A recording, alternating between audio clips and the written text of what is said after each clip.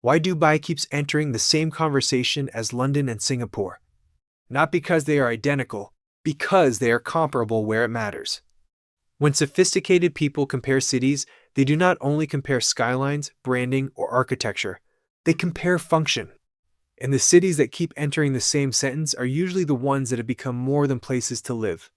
They become platforms for capital, mobility, and international relevance. London did this through finance, law, connectivity, and institutional depth.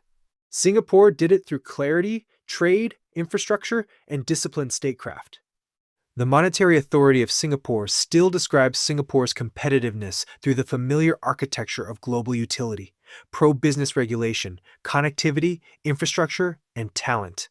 Dubai is now discussed in that company not because it copied either city perfectly, but because it solved a similar equation in its own way. How to convert geography into a hub into trust, and trust into transaction volume. That conversion matters. A local city depends on domestic momentum. A strategic city attracts external momentum. That is a very different league. Dubai sits between Europe, Asia, and Africa, not as a slogan, but as an operating advantage. Emirates, Jebel Ali, free zones, transport corridors, tax logic, hospitality scale, and a business environment legible to international professionals all contribute to something bigger than a property story. Real estate here is not floating in isolation. It is attached to aviation, trade, relocation, tourism, and capital mobility.